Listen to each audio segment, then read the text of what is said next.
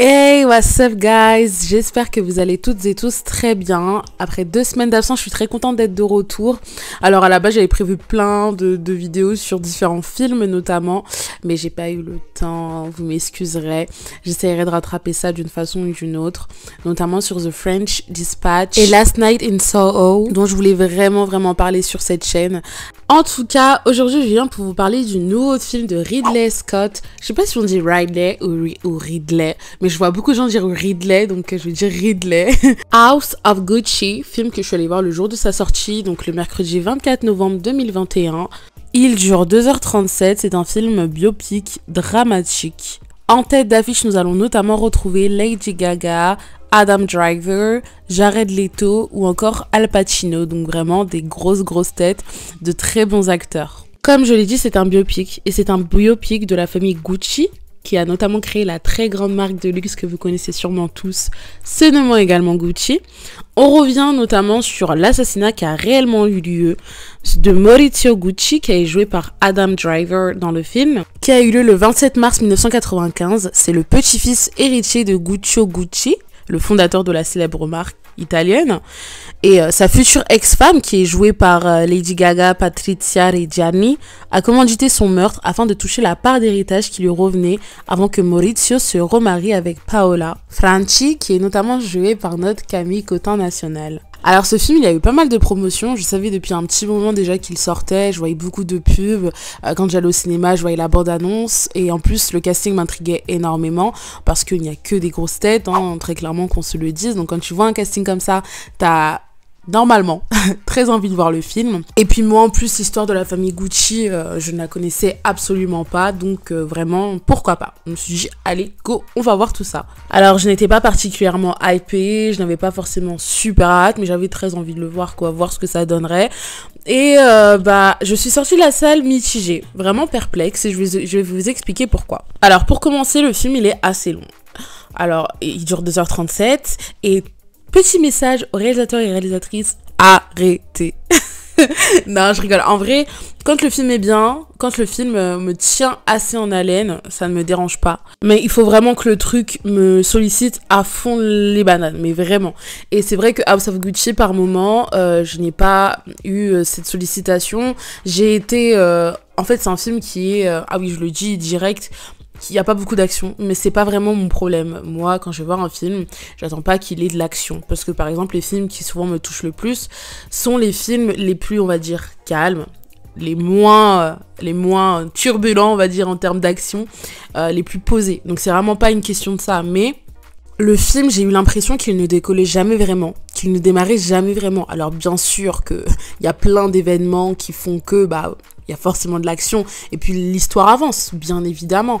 Mais vous savez, cette sensation où en fait, on voit des choses qui se passent, il n'y a jamais rien qui décolle. C'est vraiment horrible, parce qu'en fait, t'attends tout au long que quelque chose vienne te tirer, vienne te montrer, regarde, ça arrive. Et l'événement, bien évidemment, du meurtre... se passe à un moment du film où j'ai envie de dire, bon, ça vient peut-être un peu tard. Alors ouais, c'est 2h37, je les ai sentis passer.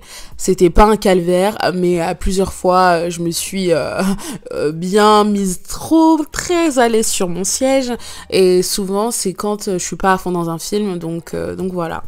Au niveau du jeu d'acteur, bon, il y a un surjeu que, en sortant, je me suis dit, oh, cringe. Mais en fait, après, je me suis dit, en fait, non, il joue juste comme ça parce que c'est un peu ce qui est voulu, ce qui est donné, en fait. C'est un peu l'idée qu'on va surjouer, accentuer ce côté italien, vous voyez, à plein de manières, assez fier. Enfin, c'est vraiment quelque chose qui est ancré en leur personnage et peut-être en les personnes qui étaient les vraies personnes de la famille Gucci. Donc, en fait, je me dis, finalement, c'est aussi l'idée. Si vous avez vu un peu, ou si vous connaissez un peu Jared Leto, on a vu qu'il a eu une transformation assez extrême pour jouer ce rôle, et franchement ça fonctionne bien. Son jeu, ça va beaucoup diviser, je pense. D'autres vont le trouver totalement grotesque et en gros il aurait pas dû être là, et d'autres vont trouver que justement il joue sa part et que c'est très bien. Moi personnellement je suis plus de ce côté là, je pense qu'il ajoute un côté assez léger, parce que ça reste quand même un film où des choses pas très sympathiques se passent, où il y a un côté assez sordide, donc il apporte une certaine touche d'humour, une touche de légèreté qui manque peut-être chez les autres. C'était la première fois que je voyais jouer Lady Gaga. Oui, ne me tuez pas, j'ai pas encore vu A Star is Born. Ok, don't kill me, I will do it.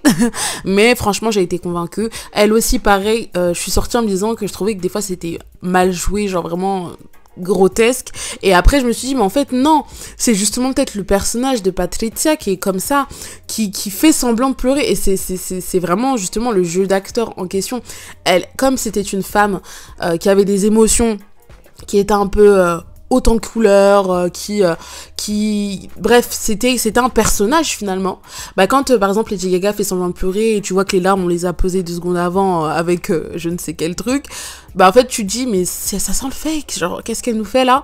Et après tu te dis bah en fait non, bah en y réfléchissant, c'est peut-être tout simplement le personnage de Patricia, enfin la personne de Patricia qui est elle-même un personnage haut en couleur, un personnage au côté fake, au côté un peu too much. Donc du coup, elle joue le rôle, on peut dire, très bien. Cependant, moi, parfois, l'accent italien qu'ils ont tenté de faire, ça m'a... non, genre, j'étais en mode cringe, ça ne fonctionnait pas pour moi à plusieurs moments, comme à d'autres moments, ça fonctionnait totalement. Mais vraiment. Donc en fait, ça c'est un peu entre les deux, j'avoue, je me retrouve un peu entre les deux au niveau de ça. Il y avait également Selma Hayek dans le film, dans un rôle bien plus secondaire, mais qui a tout de même une importance dans la vraie histoire, on va dire, de l'histoire de Gucci. Et j'ai vraiment kiffé son rôle, en plus d'avoir fait le parallèle avec Les Éternels que j'ai vu un mois avant, où c'est totalement une personne différente. Enfin, c'est là où tu te rends compte, enfin, c'est peut-être bête ce que je vais dire et bateau, parce que c'est littéralement leur travail, mais tu te rends compte de la versalité d'un acteur, d'une actrice, et d'à quel point c'est là où, en fait, en voyant la même personne dans 2 différents rôles, et juste comme ça, là, l'un après l'autre, moi, je dis oui, vraiment, Salma Hayek, I love you and I'm gonna see all your movies. Au niveau de la bande son, bah il y a une bande son qui n'est pas vraiment relative à la période à laquelle se passe l'histoire, mais qui est une bande son où en fait il y a un mélange un peu de tout, à la fois de musique actuelle comme ancienne, et ça fait une très bonne dynamique, je trouve. Rien à dire, ça crée une sorte d'univers sonore tout aussi à la fois luxueux, travaillé. Bref, en fait, tout est mis en relief, tout est mis en parallèle et tout fonctionne ensemble. J'en ai parlé pour Jared Leto et Lady Gaga de manière assez précise, mais d'un point de vue général, le cast, je le trouve vraiment très très très bon. En fait, ils jouent tous leur rôle, quoi. Comme j'ai dit, Jared Leto, je sais que ça a divisé et ça va diviser. Lady Gaga, pareil, et même Adam Driver, certains le trouvent un peu mou, un peu passif avec ce rôle. Moi, bon... J'ai trouvé qu'il jouait bien à Maurizio, alors que je le connais pas, mais ouais, écoute, ouais, je fais des affirmations que je ne sais pas. J'assume. Non, mais voilà, enfin, j'ai trouvé que c'était bien joué, quoi. Cependant, je pense que c'est pour ça que je suis pas totalement convaincue, parce que j'ai comme le sentiment qu'il a manqué, comme j'ai dit, le film, j'ai l'impression qu'il démarre vraiment jamais. Mais j'ai trouvé qu'il manquait aussi un peu de sensationnalisme. Alors, oui, je pense que c'est un choix de Ridley Scott d'avoir pris plutôt un ton froid, un ton amer, même dans les coloris, hein, vous verrez, ou si vous l'avez vu, c'est des tons assez ternes, une palette de couleurs qui finalement ne change pas du tout au tout. On reste sur quelque chose de foncé, de dark, enfin voilà. Mais ouais, il manquait, je sais pas si c'est moi le problème ou bien certains se retrouvant dans ce que je dis, mais ouais, il manquait de quelque chose de plus frappant. Le feu. Moi, tu me parles de Gucci, tu me parles d'une famille un peu folle, voilà, c'est un peu ce qu'on nous vend, et d'une famille un peu dysfonctionnelle, avec des personnages, avec des personnes qui sont en fait des personnages, hein, plus d'autres que certains, bien sûr. Bah, je m'attends à quelque chose de plus feu, de plus cassant, mais ça reste quand même assez lisse. Il y en a bien évidemment ces moments-là, bien sûr, mais j'ai l'impression que c'est plus porté par le casting que par l'histoire elle-même. Alors que moi, honnêtement, tu me parles d'une histoire de meurtre, d'argent, de popularité, de richesse, de règne, d'héritage, entre amour et passion. Enfin, tu vois, moi, ça me vend. Je me dis, ah ouais, je vais voir un truc on fire. Et là, j'ai trouvé que c'était assez lisse par moment. Donc voilà pour mon avis global sur House of Gucci. Je vous conseille bien évidemment d'aller le voir. Je recommande toujours aux gens d'aller voir les films parce que, oh, grosse erreur de se baser sur les avis uniquement des personnes sur internet et de ne pas faire l'effort de voir un film. Non, non, allez-y, faites votre propre opinion.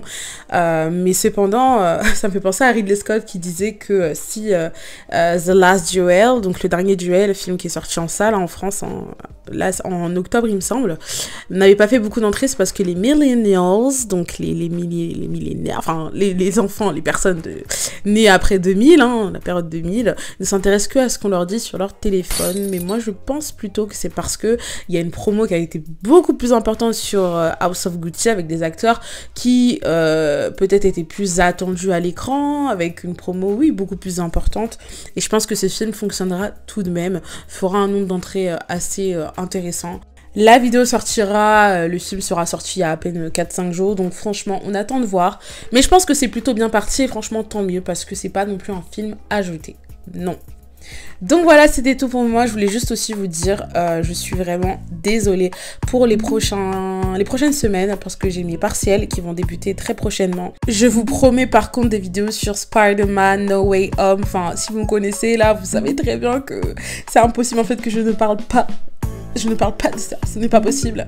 Et sur la méthode Williams, je ne sais pas exactement quand je voulais sortir ces différentes vidéos. Je vais essayer de le faire au plus vite. Mais vraiment, sachez que ceux-là sont au programme. Donc, ne vous inquiétez pas. Et moi, je vous fais de très gros bisous. Portez-vous bien. Love you. Et peace out. N'oubliez pas de vous abonner, de liker, de partager, de commenter si vous avez kiffé. Gros bisous tout le monde.